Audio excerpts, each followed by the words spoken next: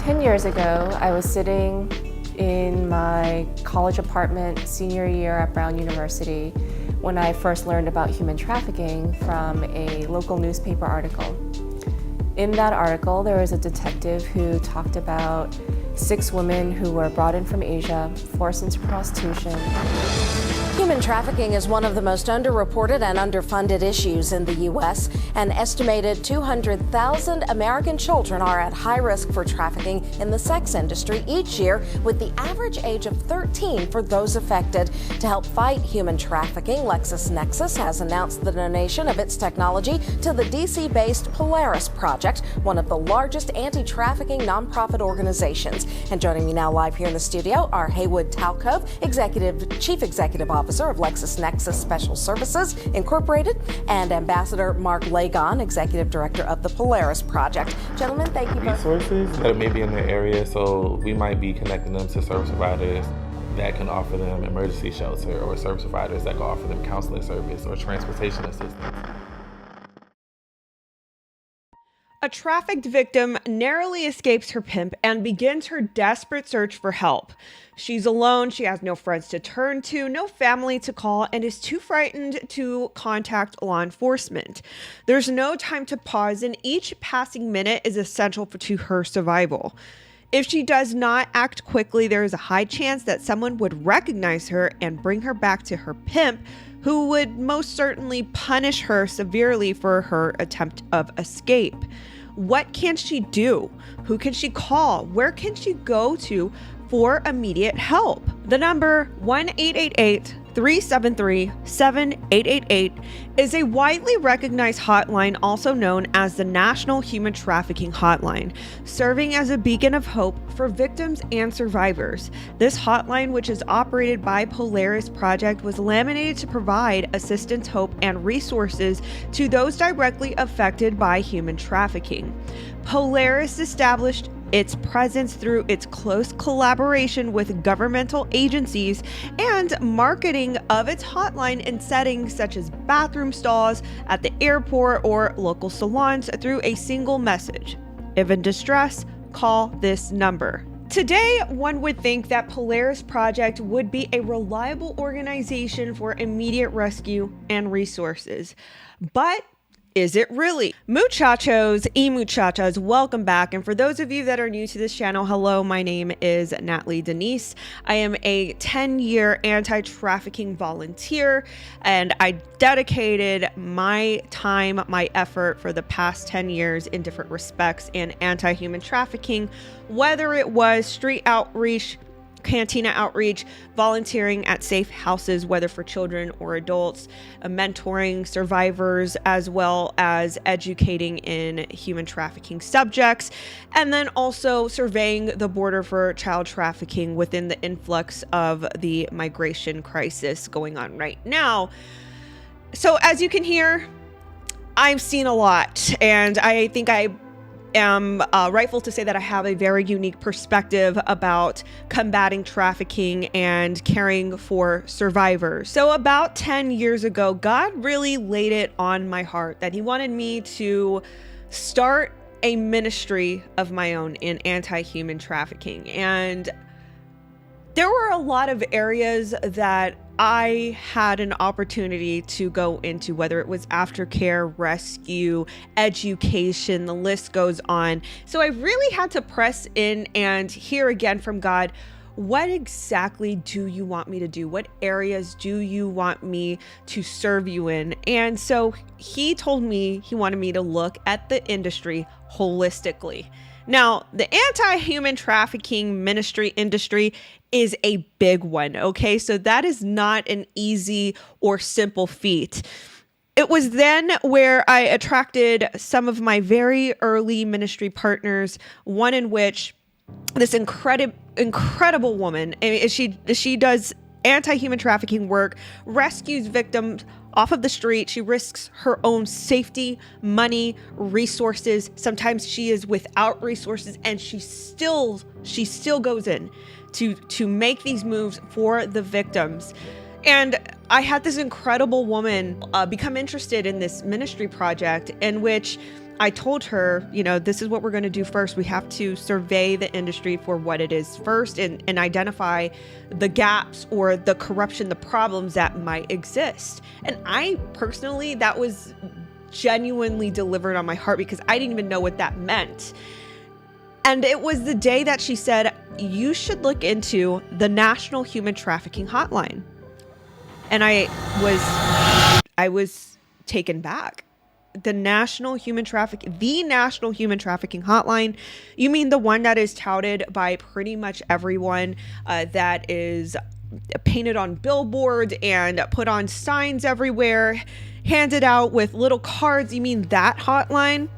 And she began to explain to me that in her firsthand experience dealing with survivors, that it wasn't just her that would call into the hotline to hopefully gain some resources, but also the victims that she serviced and rescued couldn't get through to the hotline. Thus, she was the first resource to become responsive to the survivors.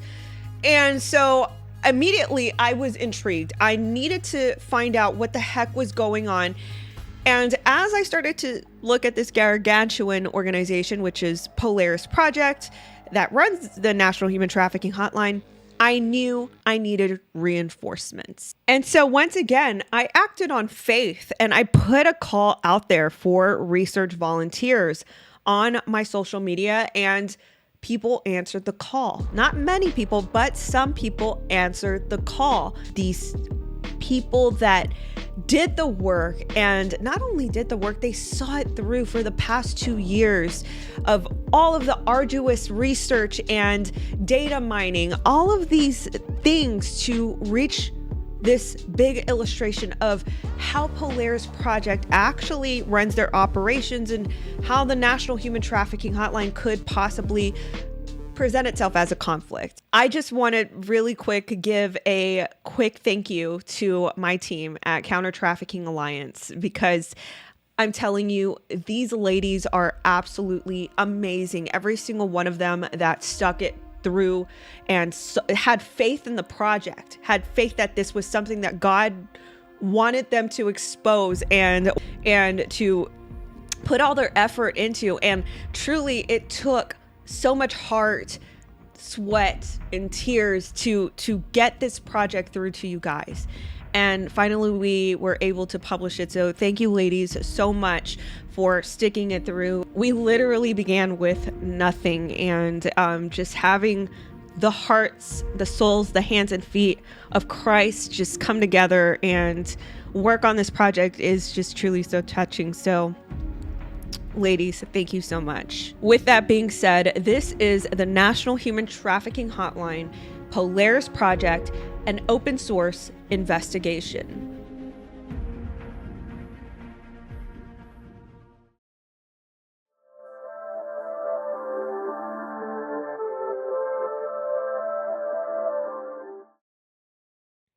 Recent real-life cases were brought to Counter Trafficking Alliance's attention and forced our organization to reevaluate the intentions of Polaris Project. You have to understand, this is a humongous, gargantuan organization, possibly in the world.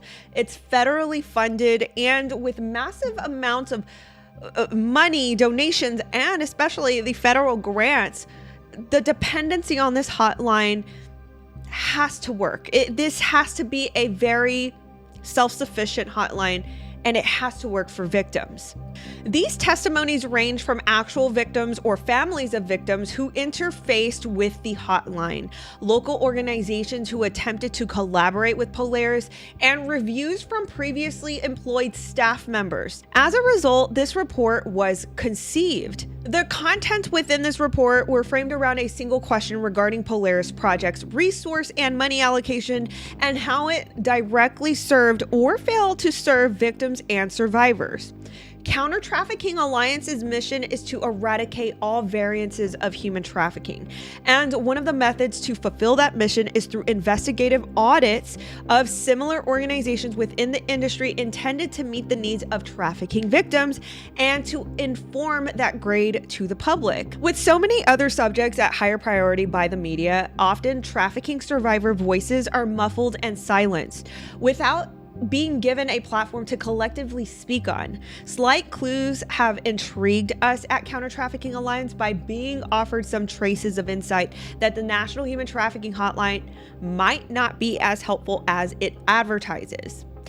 For example, a spokesperson for Pathfinder Shelter local to South Dakota commented to newsgroup Kilo Land an intriguing detail whilst explaining why they keep their doors open to any victim in need. They said, so that if anyone is trafficked, there is a local number you can call. Not the National Human Trafficking Hotline, because for some survivors, that just wasn't enough for them. Survivors need something local right away that they can get to. What exactly could cause an erosion of confidence in a nationally promoted hotline? What would make this particular local shelter in South Dakota say something of that nature?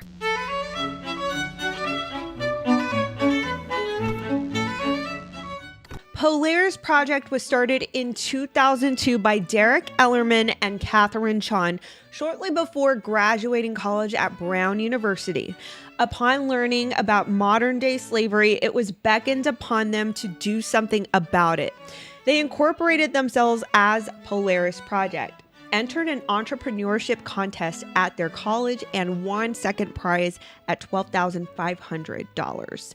Soon after, they packed up a U-Haul and moved to Washington, D.C. to set up shop. First, we must understand the core of Polaris Project organization, the Trafficking Hotline. It's the lifeline in which Polaris Project uses to establish its existence.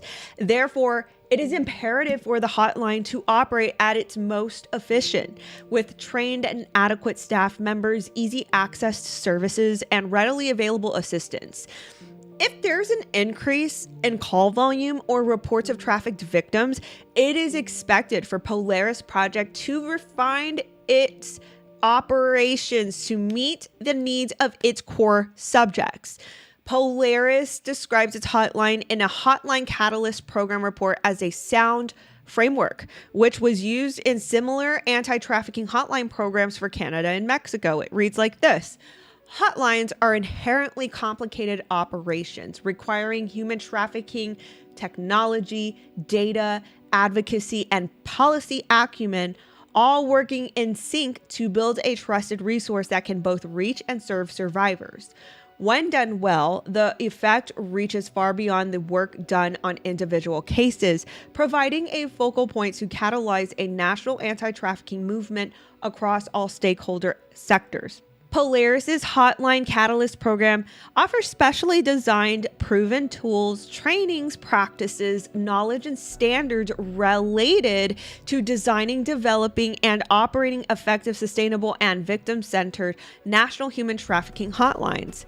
Our methods have been tested and refined over a decade through operating the world's premier national human trafficking hotline in the United States, and we have been instrumental in providing consultation and support to new and existing hotlines in 7 countries. Led by a team of Polaris Global Hotlines experts, Polaris works closely with each country partner to identify ambitious yet realistic goals for their hotline, craft a customized roadmap for getting there, provide guidance on how to adapt these practices to different country contexts, and scope out each step along the way. Our aim is to accelerate the country's learning curve, avoid any reinvention of the wheel, ensure efficient deployment of resources, and ultimately to achieve maximum impact and to get it right the first time. So wait, what does all of this mean? Well, when you really boil it down, it seems to us the way we convey this, that Polaris Project initially had the intention of building this blueprint framework that would be transferable in pretty much any country, meaning that if they had this skeleton that they could install in any country, they could pretty much have their own Polaris Project respective to that country. At least that's what we take from this.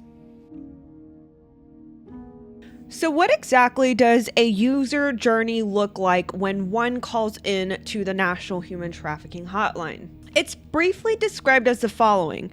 A person contacts the hotline through one of the available communication methods: phone, call, text, email, online report, or web chat.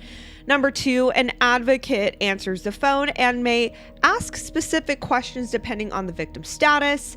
The advocate supposedly documents the report in a system for further action if needed. Now, this alone is the only documentation available to describe the call journey. Polaris lacks transparency into the post-report process after it is submitted, or if the calls are created into cases to then allow follow-up action. Without clarity or direction, victims and other callers are left unclear on the expectations and or outcomes. It's noted in their 2019 report that the hotline will not contact law enforcement or otherwise take action on behalf of the victim survivor without the person's consent. But possible actions, if allowed to act, include putting together a safety plan, finding an attorney, shelter or bed or trauma counselor, or in some cases, seeking law enforcement intervention. There does not appear to be a clear workflow of how the call is structured, even when a user calls in. The world needs reassurance that the voices are heard and that Polaris will take action to save, protect, and monitor these victims correctly. A nonprofit charity's mission statement is one of the most important illustrations for the public's perception, especially when determining whether or not that organization meets their own standards. I'm going to name you out Polaris Project's mission statement. Named after the North Star, a historical symbol of freedom, Polaris is leading a survivor-centered, justice and equity-driven movement to end human trafficking. Since 2007, Polaris has operated the U.S. National Human Trafficking Hotline, connecting victims and survivors to support and services and helping communities hold traffickers accountable. Through that work, Polaris has built the largest known dataset on human trafficking in North America. The data and expertise gained from 2 decades of work on trafficking situations in real time informs strategies and hold traffickers accountable to support survivors on their healing journeys and address the vulnerabilities that enable the business of stealing freedom for profit. There are some indicators that there might have been some bumps in the road with their mission. Let's take a look at some springboard concerns that might bring about a national outcry.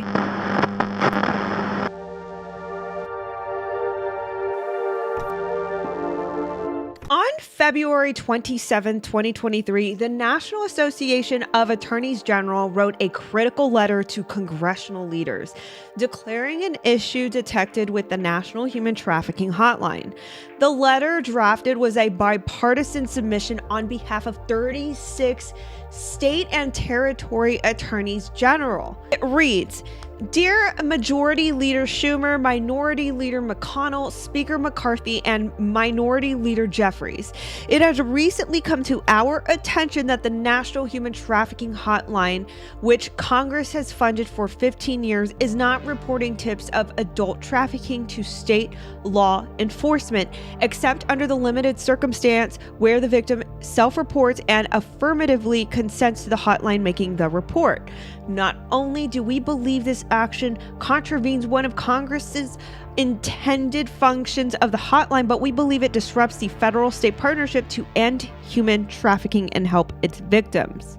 By its own accounts, Polaris operates the hotline to, among other things, take tips of suspected human trafficking from community members, the Administration for Children and Families, ACF, and the U.S. Department of Health and Human Services, which administers the grant under which Polaris operates the hotline, specifically notes that it takes tips about potential situations and facilitates reporting to specialized human trafficking task forces, federal authorities, local law enforcement, and service providers throughout the country.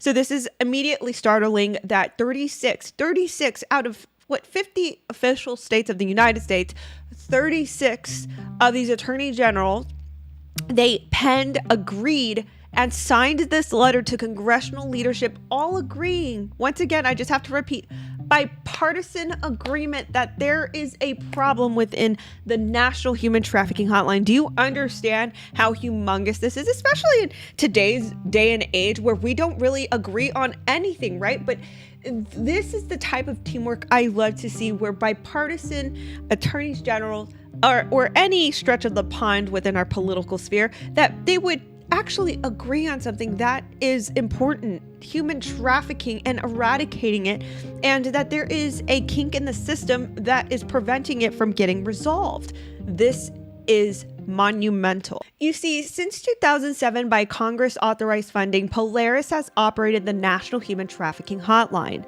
There is dependency of this hotline by state to provide necessary information and tips that could aid arrests of human traffickers, as well as enable victim recovery and rescue.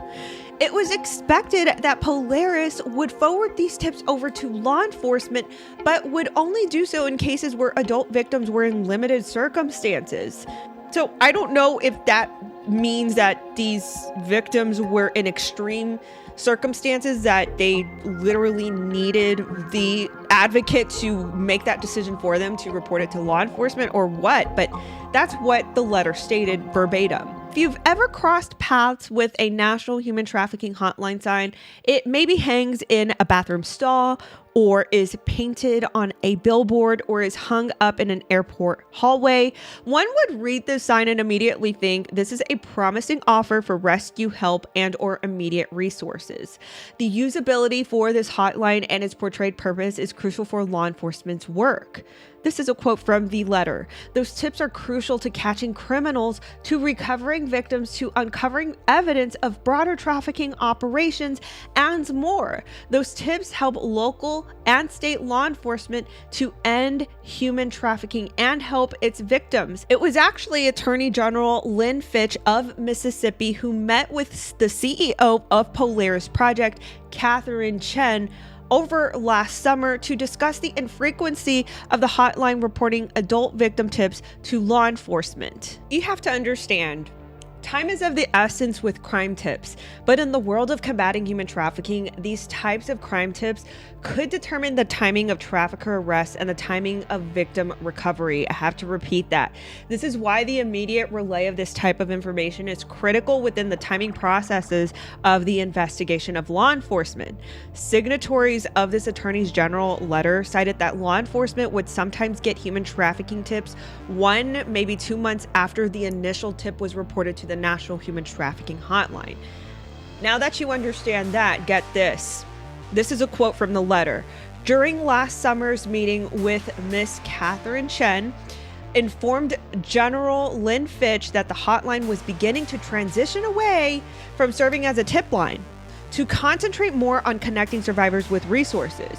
We cannot stress enough how great a departure this is from our understanding of the current practices and purposes of the hotline, or how serious a detriment it will be to our work to stop trafficking and aid its victims. So, a sharp pivot from Polaris's known objectives of servicing victims was identified. Catherine Chen, CEO of Polaris Project, by admission to Mississippi's Attorney General, gave insight to why there seemed to be deficiencies in Polaris Project's performance to maintain the promises of their National Human Trafficking Hotline. And I've got to be honest with you, this is super curious to me. How long has this been going on? How long is it that law enforcement wasn't getting their proper crime tips in order to combat human trafficking? Was it within the year? Was it within the last decade?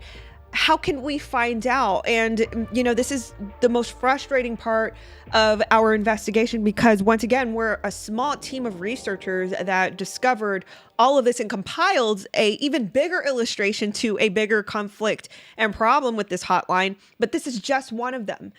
how is it that Polaris Project was able to go on for such a long time, or was it a long time, not reporting tips to law enforcement, and then decide from there that, hey, we're just going to deviate away from our original mission of becoming this holistic resource for human trafficking victims to call in. We're able to communicate with law enforcement and then ultimately become resource, management for the victims and their post-aftercare. It just produces so many other questions for me and my organization. What other deficiencies exist because of this? And why were they never able to optimize a solution for this problem, right? Did they not perform a root cause analysis? Were they not able to hire consultants? I mean, what is it that ultimately resulted in Polaris Project making this very drastic decision? The National Association of Attorneys General issued their letter February 27th, 2023.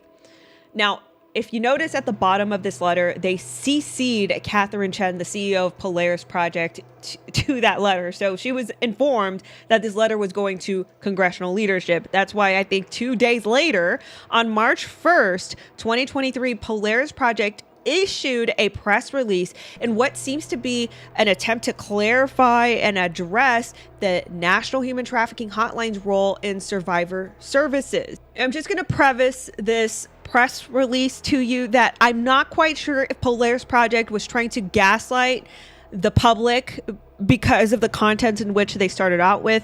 I just question, I wonder if this was an attempt to maybe sway public opinion, because they did this very fast. This was just a couple days after that letter was penned, signed, sent to congressional leadership. This is what it reads, and I will give you guys some context as to why I say what I say. So this is what it reads: Polaris' statement on concerns related to the National Human Trafficking Hotline. And they say, unfortunately, the concerns raised, and they're talking about the National Association of Attorneys General letter, the concerns raised are based on a misunderstanding of the mission of the National Human Trafficking Hotline. The Trafficking Hotline is not primarily a law enforcement tip line, but rather is authorized by Congress and funded by the U.S. Department of Health and Human Services to assist, this is quoted by them, to assist victims of severe forms of trafficking and persons in communicating with service providers. Okay, so they're saying, that was not the intention of this hotline, to communicate with law enforcement. Okay, and so they kind of elaborate on that.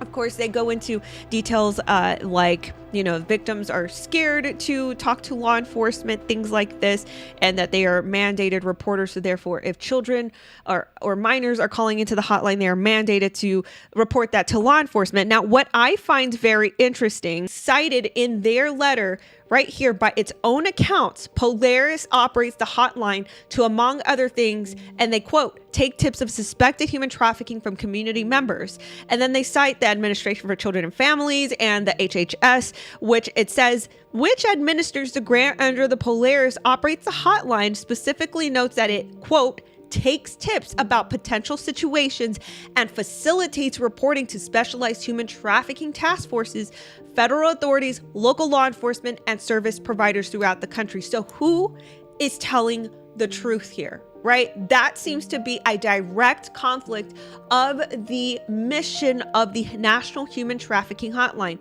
Is it the hotline itself that is trying to word salad their way out of this? I don't know, but that's why I say this conflicts, and it makes me wonder if Polaris Project was trying to sway the public's opinion and make them think something else, where it just directly conflicts with the National Attorneys Association letter. So in swift timing, after this call for transparency was issued regarding the National Human Trafficking Hotline, Florida Representatives Republican Laurel Lee and Democrat Kathy Castor introduced the National Human Trafficking Hotline Enhancement Act, which would mend the gap between the hotline receiving human trafficking crime tips and obligating them to report them immediately to law enforcement, as the governing body perceived the hotline was operating in the first place. Now, here's the thing, okay? this is where it kind of shakes me up a bit, because it makes me wonder if Polaris Project is not going to be held accountable for this, because they're saying, okay, well, we thought, it's kind of like a light slap on the wrist. Okay, well, we thought that you guys were supposed to report these crime tips to law enforcement. It seems to be written in some form of literature in understanding why Polaris Project was even getting the Congress authorized federal grant under the HHS to operate. But yet it takes bipartisan legislature to be raised in Florida to say, hey, Polaris Project, you've got to report these crime tips to law enforcement, and we're going to make you with this little piece of paper, right? That's what it seems like to me. So this is, I mean, it gives me mixed feelings. It is a sense of hope that, once again, we have both sides of the aisle working together on this, but at the same time, where is the accountability? So very interestingly, the Washington Post caught wind of this controversy, this conflict, and they grabbed a reaction quote from Catherine Chen, in which she described the latest move to propose this legislation as an existential threat. This is what she had to say. We believe law enforcement has to be part of the solution, she said. But this idea that you can mandate that the hotline report every single bit of information whenever it is that law enforcement wants it fundamentally reverses the trust that we're trying to build with victims and survivors, and they will absolutely stop calling us. Now, I find this very interesting, this quote, because it does, I mean, once again, this is my personal opinion. It seems to be that there is some sort of initial idea of law enforcement that keeps Polaris Project repelled from them, if that makes any sense. And this was further illustrated when one of my followers on Twitter actually replied I actually posted some clips on Twitter about this very thing. He pointed something very interesting out. He took a Human Trafficking 101 quiz on PolarisProject.com, in which they educate, normal everyday people about human trafficking. And there was a quiz that just illustrated some very interesting thought processes of Polaris Project. For instance, it was wrong. It was a wrong answer to want to call law enforcement to report any forms of human trafficking. And I found that very interesting, that is some form of, social engineering within their company culture to not 100% trust law enforcement. I mean, I do understand the mixed sentiment out there, whether it is on either side of the aisle about law enforcement. Now, this is my personal opinion. My perspective is that there are bad actors everywhere in every single industry. It doesn't matter if it's law enforcement, the school system, wherever it is, right? There are some rotten apples out everywhere. So with that, we cannot control everything, but there is a very, very vital process within law enforcement in investigative processes that need to be complied with, right? This is how they make stings and busts and are able to coordinate these takedowns. It's if they are in cooperation with crime tips and information and data that get them to that point anyway. So I just find it very peculiar that their company culture seems to, this is just, once again, by my own perspective, seems to stand a little bit repelled away from law enforcement. Very interestingly, Mississippi Attorney General Lynn Fitch, who is the Attorney General and her office that even kicked this concern off with the latter 35 attorneys general across the nation, since communicated via Twitter that any tips for suspicious activity of human trafficking should be forwarded to her office, and the tweet reads like this: "Your help is crucial to ending human trafficking. If you see something suspicious, please report it to my office at humantrafficking@ago.ms.gov. More information on Be the Solution can be found on the link in my bio." So this could be actually a coincidence, but there seems to be an evaluation that is active and closing in by the HHS. So the Health and Human Services Department's Office of Planning, Research and Evaluation, Administration for Children and Families, is closing in on a 7-year evaluation of the National Human Trafficking Hotline, as in this year. The evaluation would result in describing the National Human Trafficking Hotline's activities, procedures, staffing, outcomes for callers, partnerships between service providers and law enforcement, and to elaborate on key performance indicators. Now, we at Counter Trafficking Alliance eagerly await to see if the outcomes of this evaluation would be made public and the results published publicly as well. You guys can pause this video if you want to read the full contents of their evaluation of the National Human Trafficking Hotline. But one of these bullet points, we are going to just guesstimate that it doesn't meet standards is the quote here, also provide time-sensitive tips to appropriate local, state, and federal law enforcement authorities. Now, I find it interesting that the federal grant that is administered by the HHS themselves has it written here on the evaluation that this is an expectation, that they must provide time-sensitive tips to appropriate local, state, and law enforcement authorities. And they're not doing that by evidence of the National Association Attorneys General letter. These points are only the beginning for us. There are many facets of concern with the hotline that is marketed as the top resource in the United States for human trafficking. In this report, we will explore areas that we feel the need to be addressed. These concerns affect the holistic landscape of the counter-trafficking industry and the victims and survivors they aim to help.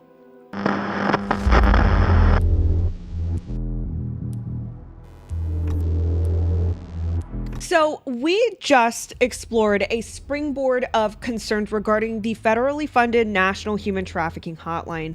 One of the most prominent concerns being that there seemed to be a disconnect between law enforcement and vital crime tips in relation to human trafficking.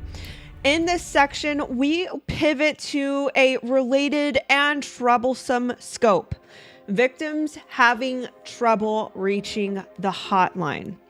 We were connected to some individuals that had personal experiences calling into the hotline. Their experiences are weighed against the resources that are claimed to be allocated towards potential victims and survivors. The ladies interviewed have been given aliases to protect their identities and have given us permission to publish their stories.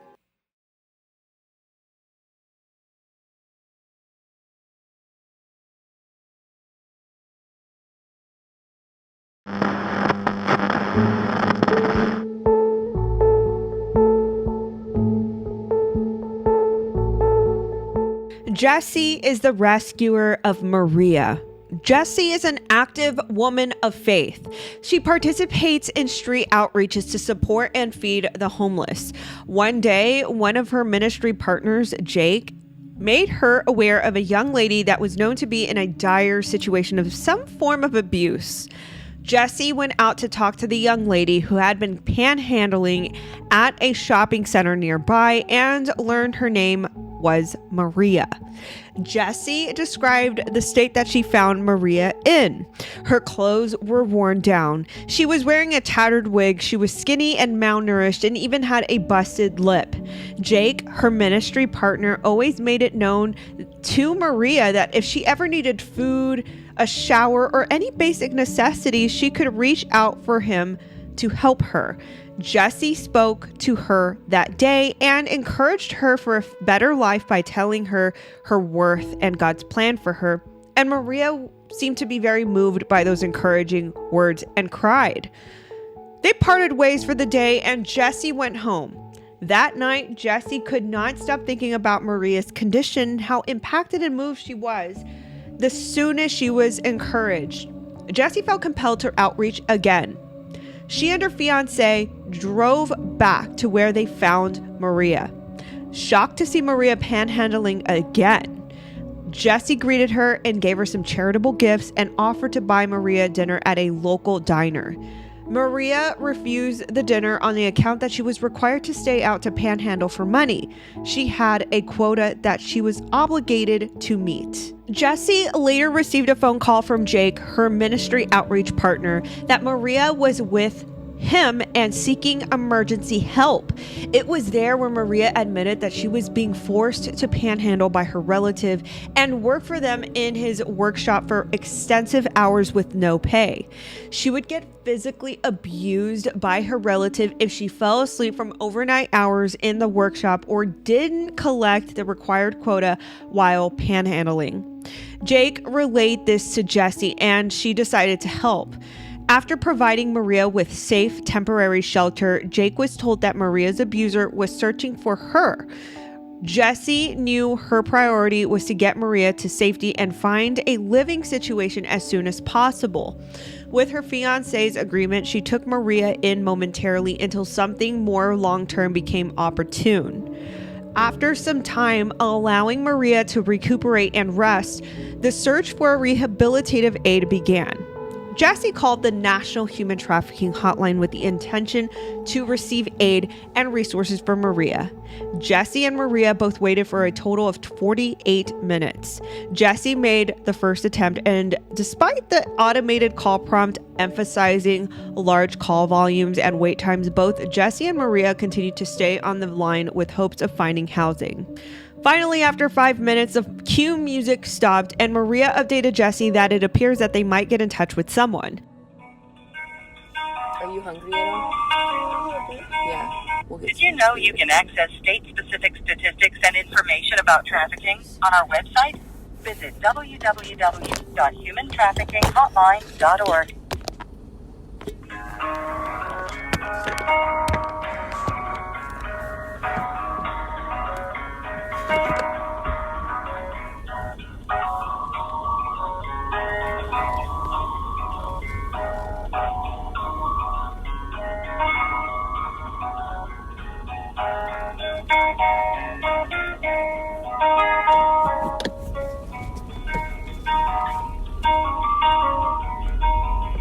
We are experiencing an unusually high call volume.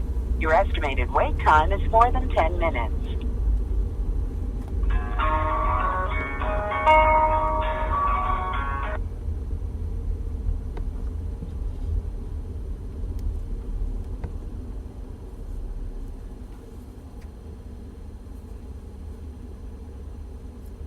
They ended the call. Are you kidding me? Documentation purposes, we called Polaris for the first time. After waiting on hold.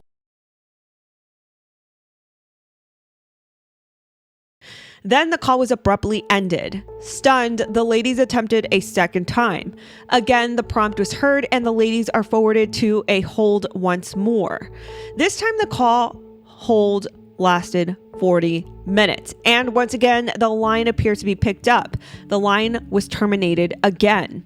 After nearly an hour of being on hold in total, they decided their chances of getting in touch with Polaris Project were minimal. Instead, they looked for other resources. Yeah, it's been 40 minutes now. We're gonna stay on the line. We're going in to eat though. We're not waiting anymore.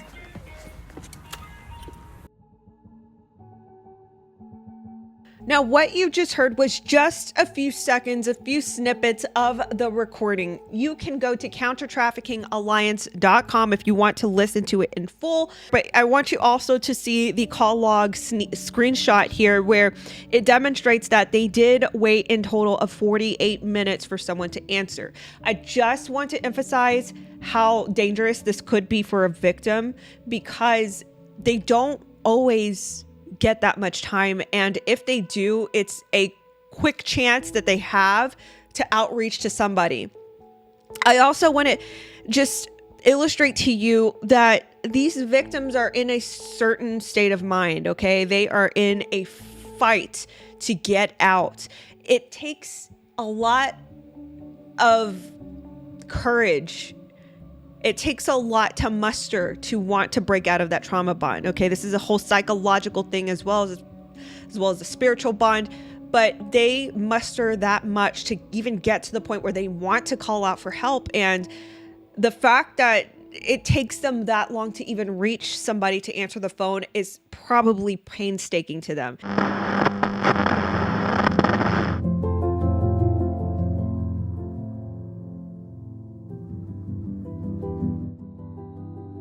Christina manages a small nonprofit dedicated to rescuing trafficking victims in need. Unfortunately, Christina does not receive external funding. The scenarios of her rescues vary, which also means that the resources can vary as well. These critical resources can be anything from food, clothes, shelter, therapy services, etc., and obtaining them is always a challenge. Her experience exposes her to a wide range of victim circumstances. For example, in one instance, Christina got word of a mother escaping her pimp with her children in tow. She had close to nothing in her organization nonprofit bank account. The rescued mother and her children needed a safe place to stay and were in dire need of food. Desperate for help and resources, Christina quickly thought to call the National Human Trafficking Hotline, as they are promoted offering such services. Christina called the number and waited. She continued to wait for someone to answer for 47 minutes.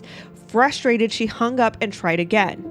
Finally, a live representative answered. Christina's simple request was to obtain resources that could be locally available to her rescue. What she received next was an email with a few bullet points and 3 shelters nearby. No coordination, no meal vouchers provided, no mediative communication between the resources and the hotline. Just an email to a rescuer in immediate need. While resources in a time of need are appreciated, the nature of this type of response seems incongruent.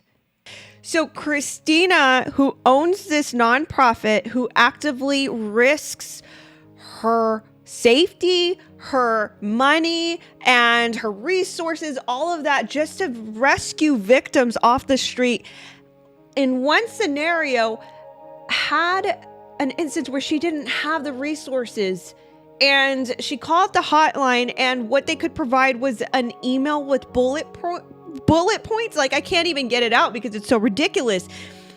What happens to all this money that is supposed to go to resources and survivors? I mean, there has to be some money to feed them, to clothe them, to put them up in a hotel, something. But all she got back was this email. And this also proves another point. A scenario like this provokes another question. Why doesn't Polaris Project for the National Human Trafficking Hotline have a designated line or a point of contact for service providers like Christina? They are marketed for hope and help. Service providers are on the front lines, like Christina, once again, caring and rehabilitating survivors from the point of recovery. The hotline is a point of entry for victims as well as counter-trafficking professionals. Another route presented itself to Christina when an aftercare acquaintance organization made a mention of an announcement of a new survivor resilience fund hosted by Polaris Project. On May 10th, 2023, Polaris held an event to announce the new Polaris Resilience Fund, where actress Ashley Judd made a speech in support. This is supposed to be a cash-assisted program for survivors to assist them through recovery. Right now, at this very moment, although that event was made public on Facebook and it was announced publicly, there is no readily available way for a survivor to apply for this fund anywhere. It's not promoted on their main page either. By searching, we found some information describing the initiative, but still no way to actually apply at the moment that we observed. Now, back to Christina and her being referred to look into this resilience fund for survivors. Christina made one more effort to hopefully receive assistance from this newly announced fund. She was on hold for 40 minutes until she could not hold any longer. She tried again another day. After holding for over an hour, she got in contact with a hotline representative, and Christina expressed her interest in receiving assistance and was told to email one of the internal contacts at Polaris Project. When she wanted more clarification about the Survivor Resilience Fund process and what is entailed, she recalled that the conversation was cut short. Now, we at Counter Trafficking Alliance team were able to obtain the 2 contact emails in relation to the Survivor Resilience Fund when we asked via calling the National Human Trafficking Hotline. As we do actually service aftercare ministries and catalog the needs of their survivors, we were a perfect use case to inquire on such a scenario, as you can see here. We sent a simple inquiry email, curious to know the criteria to apply for such a fund. To our disappointment, the message reported immediately undeliverable. We tried sending the same email from 2 separate email servers and received the same result. The email seemed to prompt a catch-all automatic rejection error, which is accompanied by a response message. A delivery loop was detected, which causes this email to be undeliverable. We tried from 2 other separate email servers just to receive the same result. This is a grave concern that must be fixed, given the nuance of communication being had with survivors through that address. So that little error was found on accident. We were just trying to find out how to apply for this Survivor Resilience Fund, at least for our ministry partners, so we could direct them directly to the hotline if needed. But finding this by accident was actually something pretty grave, because again, survivors have multiple ways to communicate with them. As it was reported in their Hotline Catalyst program in 2019, it said that they had various methods, by call, by text, by email. So if this is one of the emails that they communicated with either a victim or with a shelter or what have you, and they receive this error, how are they able to communicate in the future again? You know, these are things, these are technicalities that need to be fixed. Okay, so moving on, we still were on quest to find out how to apply for this fund. So although the hotline directly gave us these 2 emails to inquire upon the Survivor Resilience Fund, we went ahead and searched for perhaps another contact email that would give us better results. With additional research, we found a contact email on the Polaris website and sent an inquiry. Now, as of yet, we have still yet to receive a reply back. This has been almost a month now. No reply back.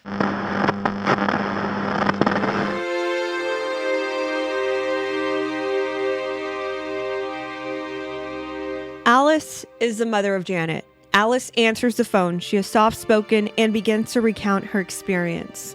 There is pain behind her voice. She prefaces her daughter's story by explaining that she had no concept or knowledge of what human trafficking even was at that time. She was in a season of worrying for her daughter. Janet went missing and would spend time away from her family.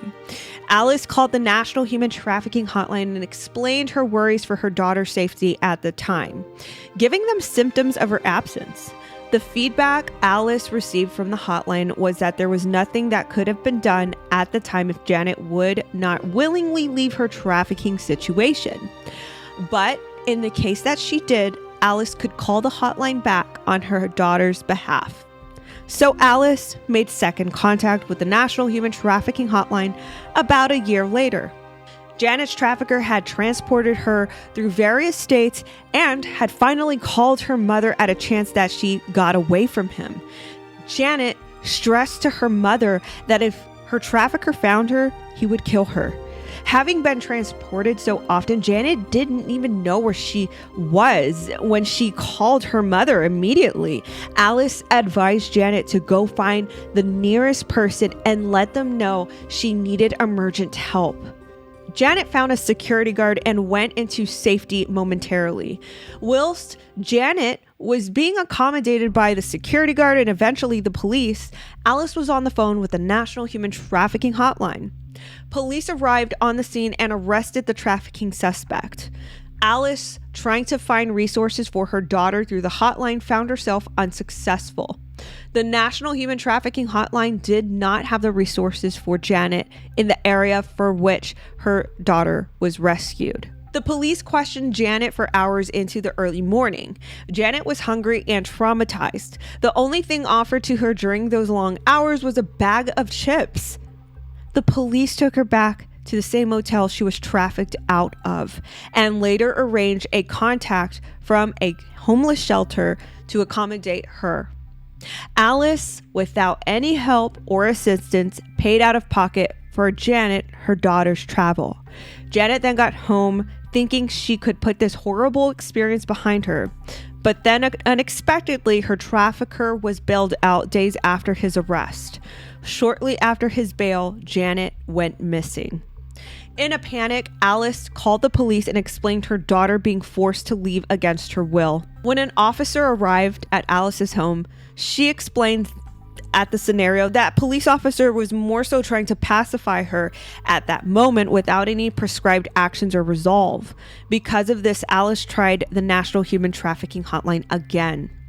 At this point, Alice had called the hotline so often that they recognized her when she called in. Again, she sought help from this dedicated hotline, and they advised her to call back with any known new activity of her daughter.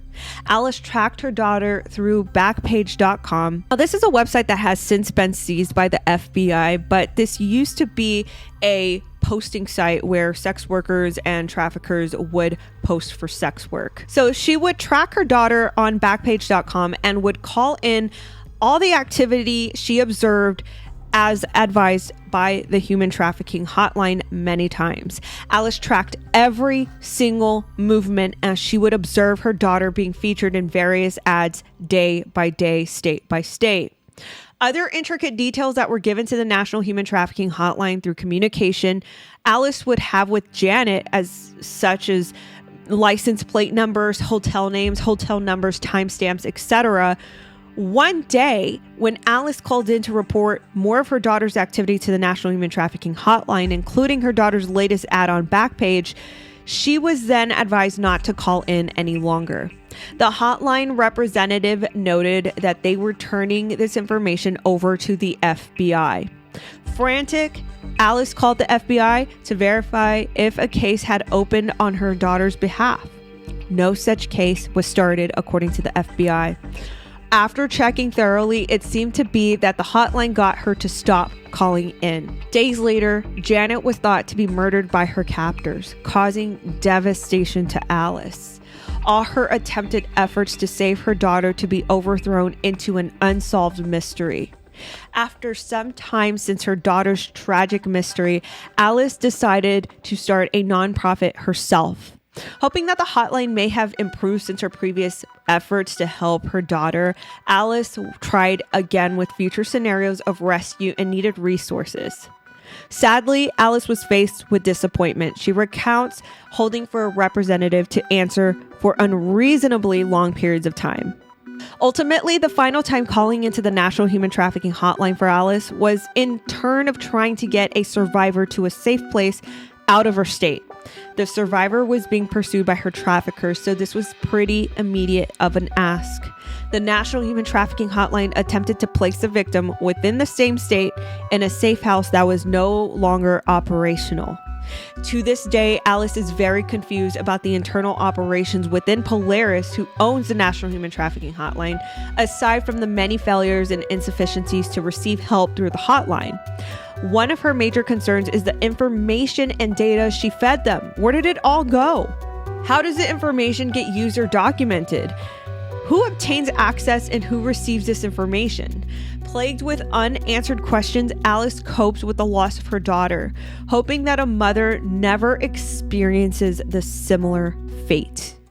That phone interview with Alice was very painful.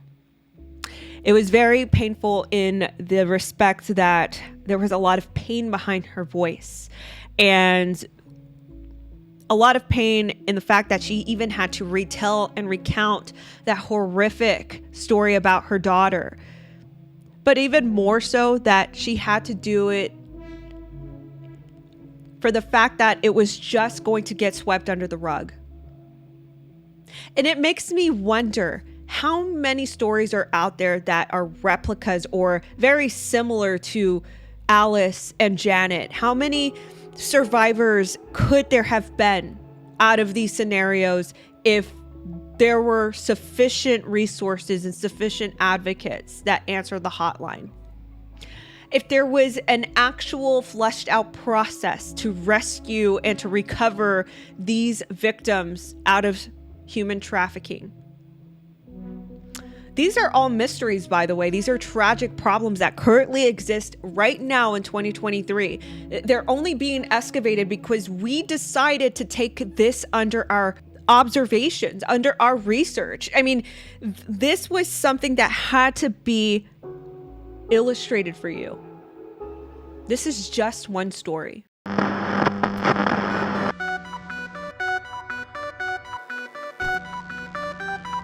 Curious as to how operations were running internally, we took a look at career websites to see the conversations happening concerning the internal dialogue at Polaris Project jobs.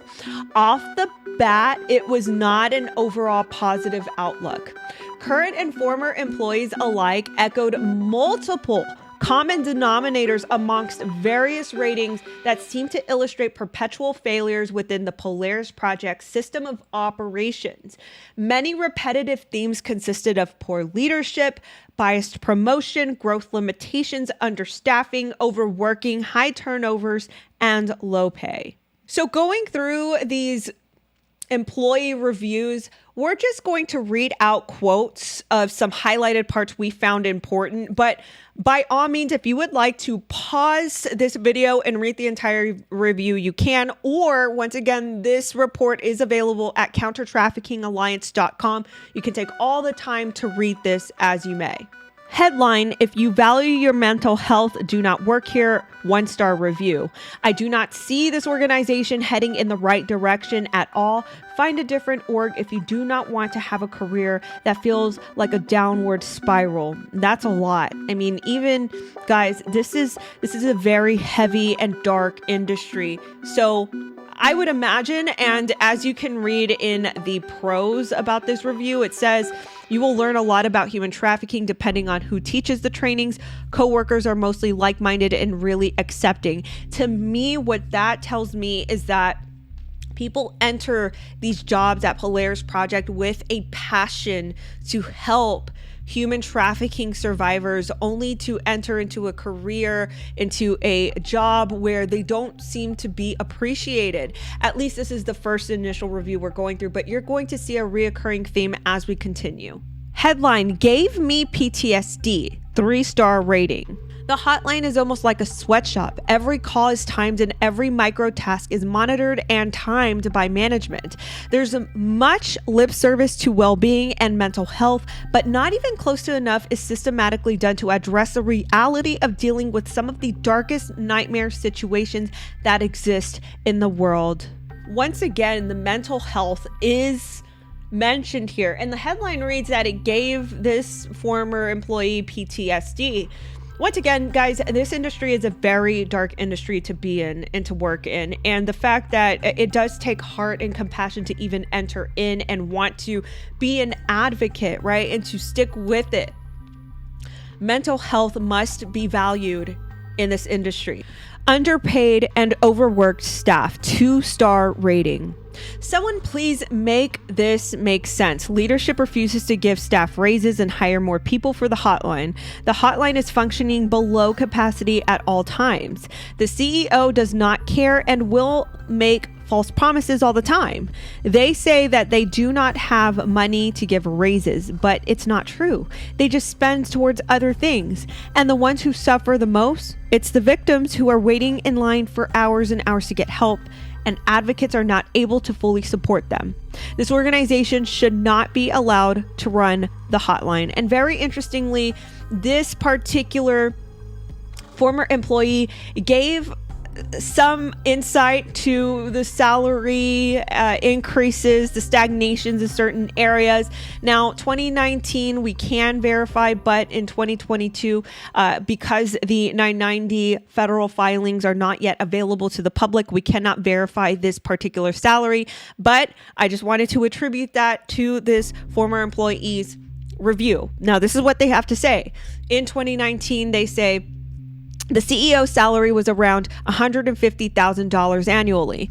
The hotline supervisor salary was $55,000. Hotline advocate salary is $40,000. Now, this former employee highlights an ascension in this executive summary. It says the CEO salary in 2022 is over $350,000. Now, once again, I cannot verify that right now, but this is what a former employee says.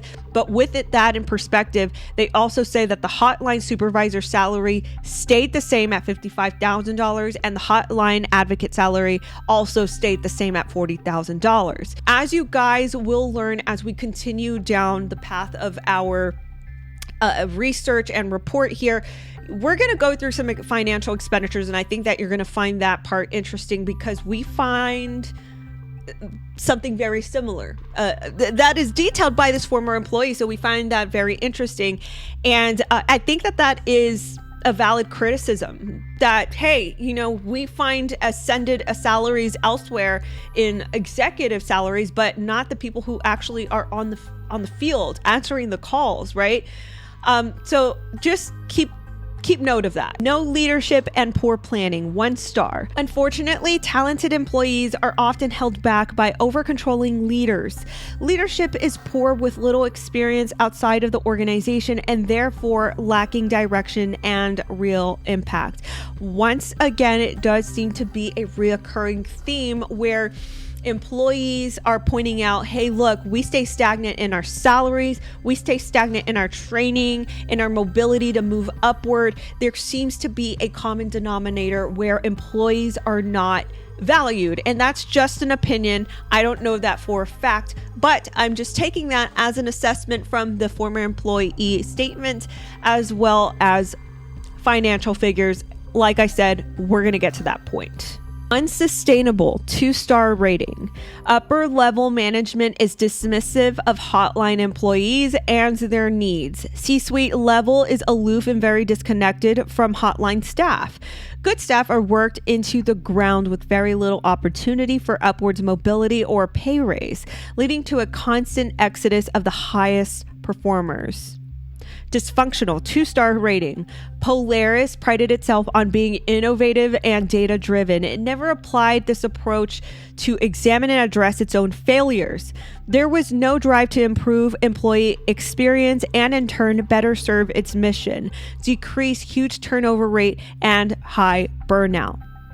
This, again, every single one of these concerns by former employees or current employees are very valid. But this one in particular, I want to just chime in my experience. I have had some experience in corporate America in various aspects, very technical roles, whether it was in business analytics, operations analytics, data analytics. And so with that being said, I've seen my share of different departments. I've seen very well-functioned departments, very organized departments, but I've also seen very dysfunctional management over departments where it eventually led to implosion and high turnover, burnout rates. I've definitely been in that place. So I know that if you don't optimize your processes and keep your employees, I'm not saying kiss your employees' butt all the time, but you do have to take some collective reasoning and collective consensus about how things are running, how operations are running, in order to optimize your department in a functional standard. If you don't do that, it's only a recipe for chaos and for destruction. And it does seem to be, once again, that this is amounting to be a common stated denominator. Great to get your foot in the door, but don't stay long. Hotline advocates are disposable. You can spend 3+ years in a row perfecting your skills, saving lives, enduring secondary trauma, and being a top advocate, but that does not mean you have value to management. There has always been a disconnect between the hotline staff and those who work in other departments. Once again, the disconnect. An emotionally draining work experience, 2-star rating. What advice and training they do give to address these calls are inconsistent, conflicting, and at times harmful. The training you receive from management would differ or be ignored by some hotline advocates. So these are just fractional examples of some grievances, either by the industry or by victims, needing to reach the hotline for its heavily marketed resources. We sit back and wonder, if this is just by our own inquiry, searching for these testimonies for whoever was willing to speak up, how many other testimonies are out there and have gone unnoticed or fearful of speaking up? Up to this point, we wonder how many victims may be shorted or lost due to this convoluted process. How many faced critical situations after trying to escape? If you are a loved one called into the hotline and were highly disappointed and underwhelmed by the National Human Trafficking Hotline, and you would like to communicate your experience, please email us at tips@countertraffickingalliance.com. Please note that we are not investigating individual human trafficking cases, and if you find yourself in an emergent situation that entails rescue, please dial 911.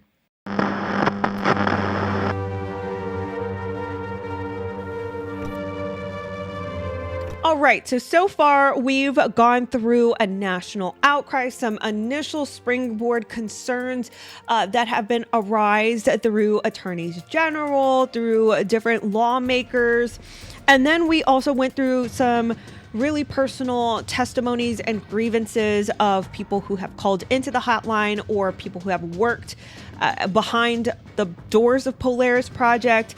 And now we are going to evaluate a pretty important health barometer, the financial expenditures of Polaris Project.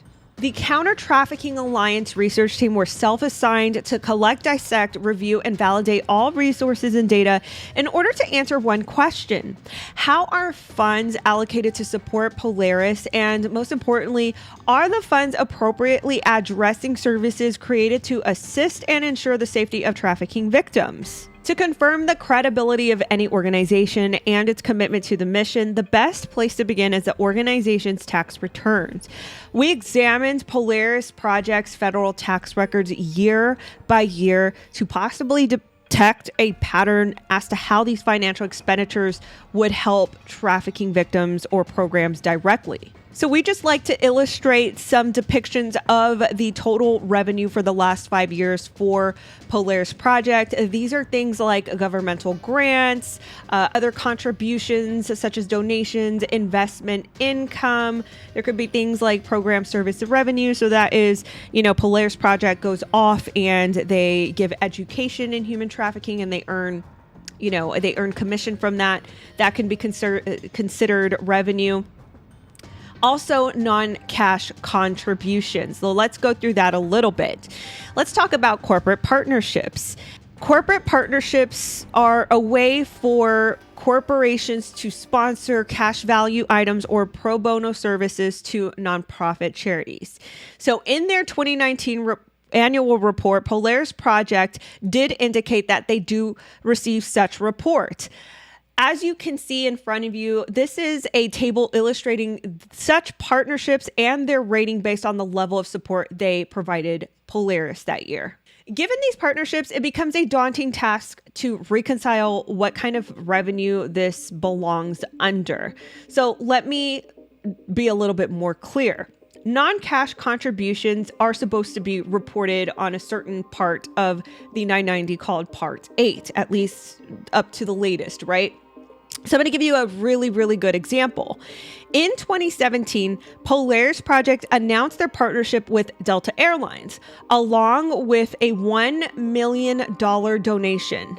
Delta Airlines also opened up the opportunity for their customers to donate their Sky Miles via their SkyWish program, as you can see in front of you. Now, the thing is, there's no real way to tally how many Sky Miles have been donated to Polaris Project, or at least it's not clearly indicated, right? So who knows if they lost track of the Sky Miles, if the Sky Miles are even considered non-cash contributions on their 990s for 2019. This is what makes it a bit frustrating to recount and reconcile how exactly their non-cash contributions by these corporations are even kept account of. As you can see in Part 8 of 2019, the non-cash contributions is blank. There's nothing reported. So we don't know if we're looking at this crazy, but it does seem to be that this would be the right category. Once again, this is just one curiosity that we have.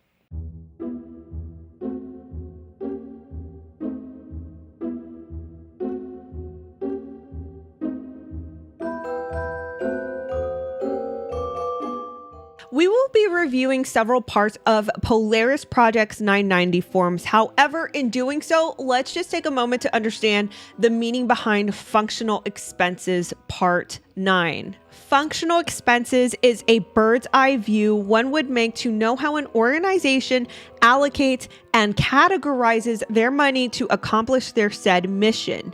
Those allocations would be put towards whatever functions, may it be rent, salaries, overhead, etc., that would make an organization function towards that mission. There's 3 types of functions: program service expenses, management and general expenses, and fundraising expenses. Take it from the top. Program service expenses. This can be thought of as charity. Costs and expenses that are associated with any programs or services that contribute towards fulfilling that organization's declared charitable mission. A portion of one expense can be categorized under this, such as salaries, materials, advertising, travel, etc. In our personal opinion, this is probably one of the most important categories because, once again, it is categorized as charitable expenses towards that mission, meaning this is what we as the nonprofit charity spent in order to achieve our mission statement. I did read out that mission statement to you guys earlier in this video, but I'll read a portion again. Now let's continue. Management and general expenses, you can think of this categorical expense as overhead.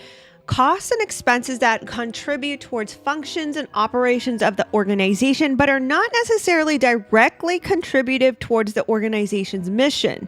Some examples that could file under this category are items like office supplies, office utilities, salaries, or office rent.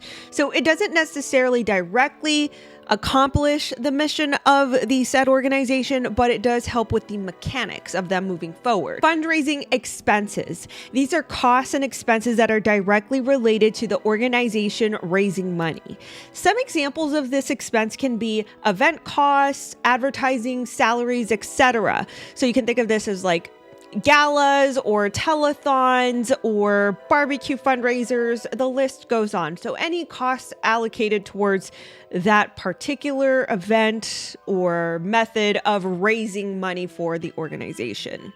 With that understanding overway, let's go ahead and continue with more overview. So now let's take a look at Polaris Project and what they claim to spend on charity.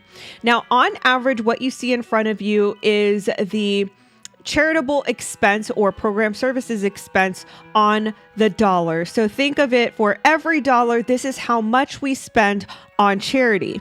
An investigation by Counter Trafficking Alliance found that Polaris Project claims to have spent approximately $60,230,125, or on average 76 cents on the dollar to program services or to charity in the last 8 years. That's 2014 through 2021.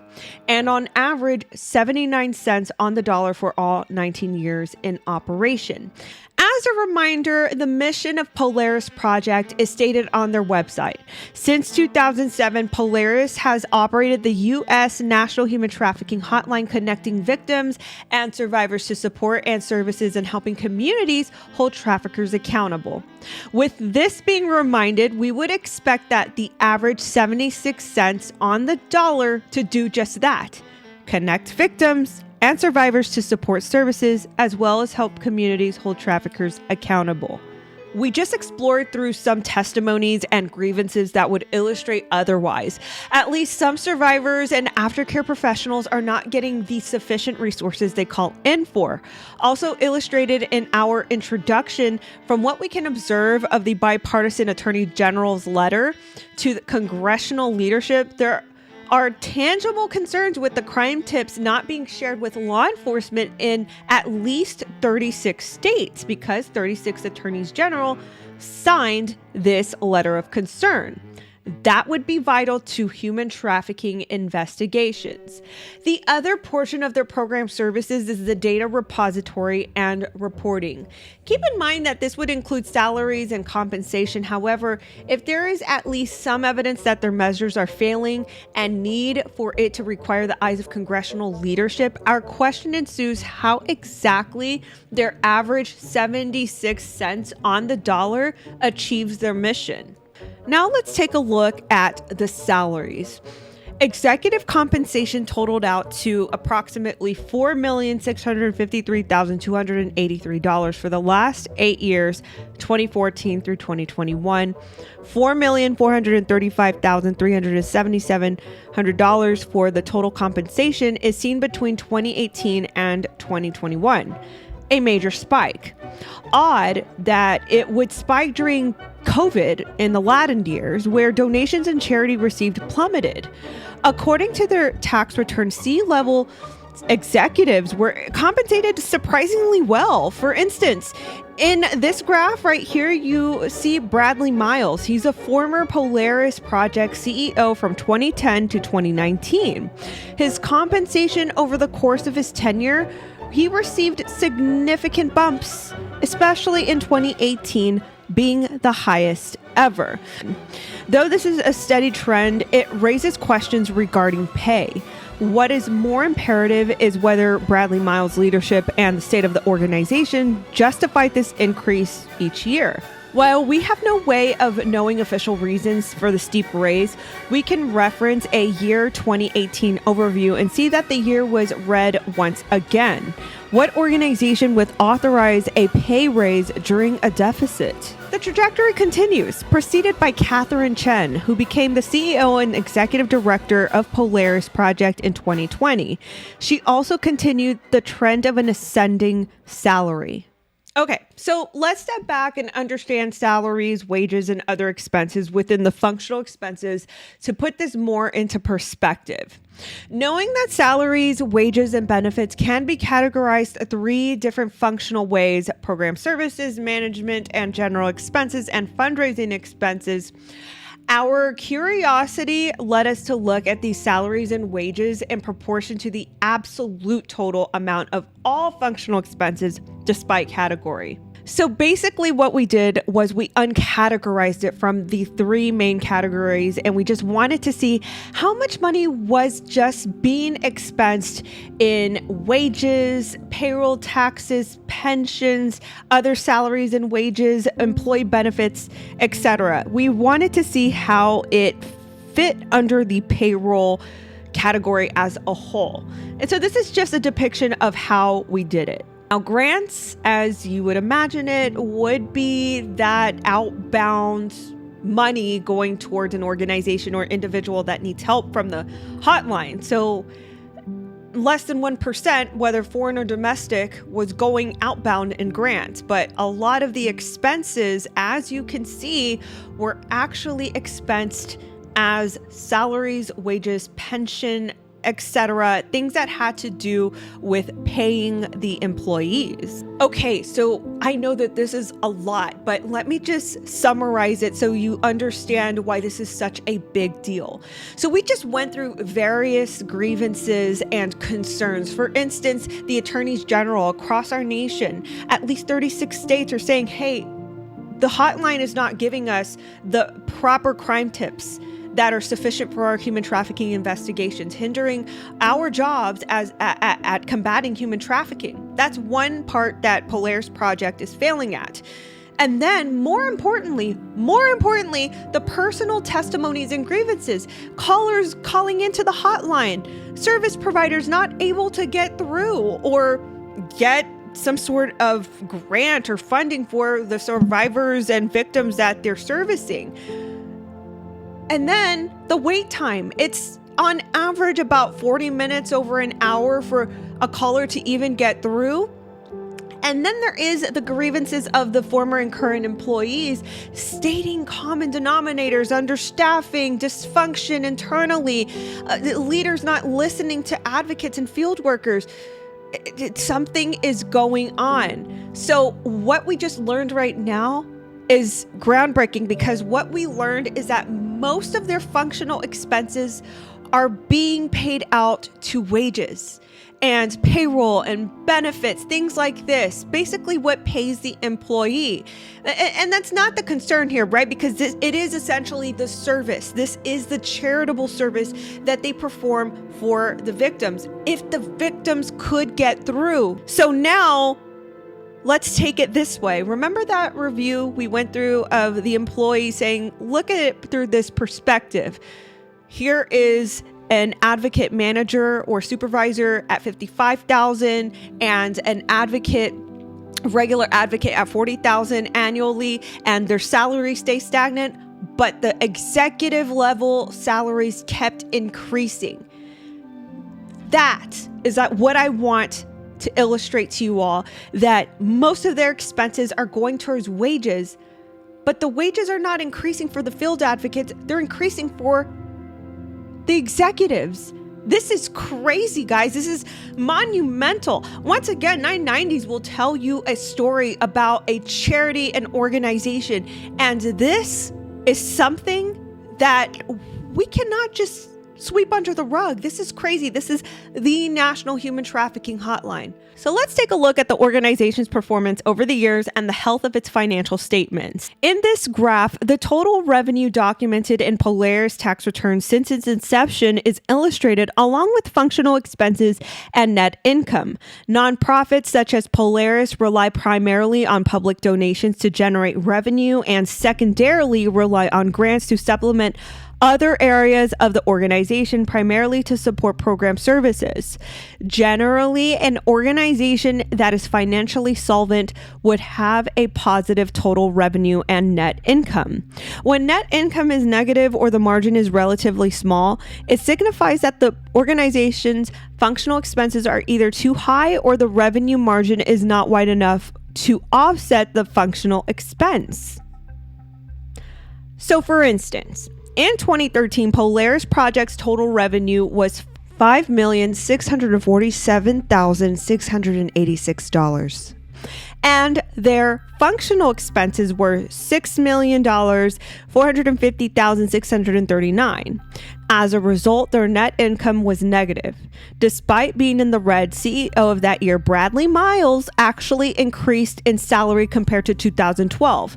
This type of volatile performance raises questions over the health of this nonprofit, especially with its exuberant executive salaries.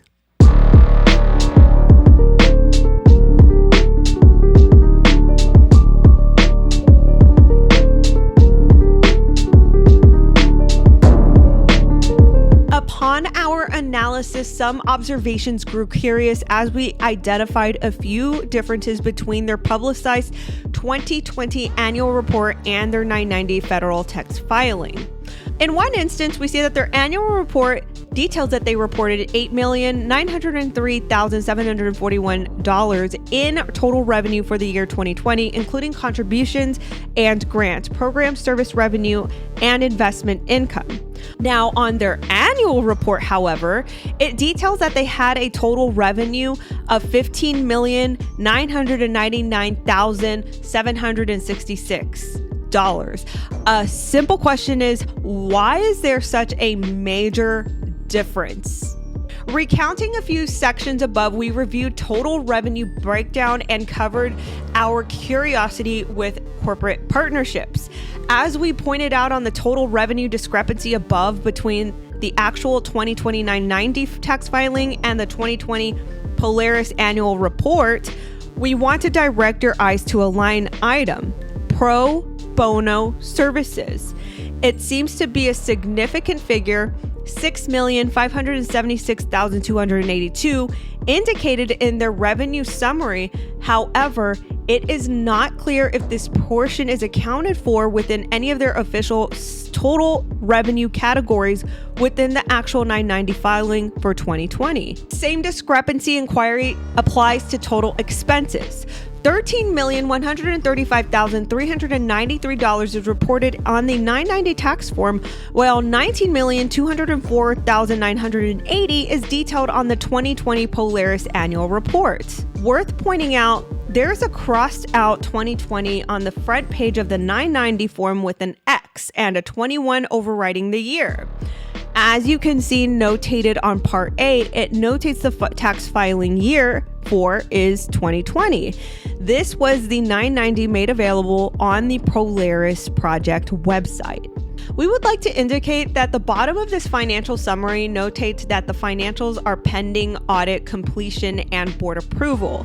Since 2020, no other amended federal tax forms can be found, so these discrepancies between the annual report and the actual 990 federal filing are very curious to us. So let's take another look at an example of some possibly deceptive reporting out to the public.